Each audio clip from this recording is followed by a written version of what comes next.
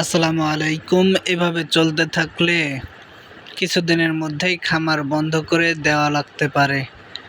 কেননা গত 15 দিন যাবৎ যে পরিমাণ পাখি মারা যাওয়া শুরু করেছে, এভাবে যদি মারা যায় তাহলে অল্প দিনের মধ্যেই খামার বন্ধ হয়ে যাবে। এই 15 দিনে আনুমানিক প্রায় 20,000 টাকার মতো ওষুধ ক্রয় করতে হয়েছে।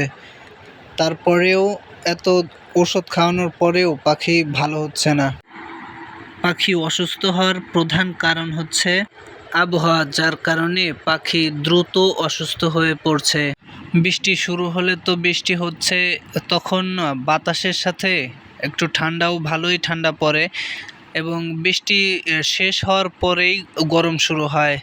এতটা গরম যে খামারে ঢুকলে আমাদেরকেই একেবারে ঘেমে অবস্থা খারাপ হয়ে যায়। তার ভেতরে পাখি তো খাঁচার মধ্যে, যার কারণে পাখির গরমেও সমস্যা হচ্ছে। বৃষ্টি পড়ে ঠান্ডা পড়ে এবং তারপরেই যখন গরম পড়ে, যার কারণে পাখি অসুস্থ হয়ে পড়ছে।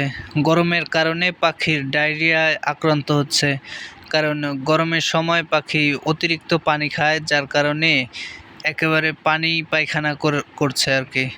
এই পর্যন্ত এই সমস্যার কারণে অনেক ধরনের ঔষধই চালানো হয়েছে, তবে কোনো কাজ হয় নাই। তবে দেখা যাক ইনশাল্লাহ এবার এবারের যে ডোজ আনা হয়েছে, দেখা যাক এই ডোজে পাখি সুস্থ হয় কিনা। সবাই আমার খামারের জন্য দোয়া করবেন যেন পাখিগুলো দ্রুত সুস্থ হয়ে যায়। আল্লাহ তাআলা যেন ব্যবসায় বরকত দান করেন এবং শেফা দান করেন। আল্লাহ হাফেজ।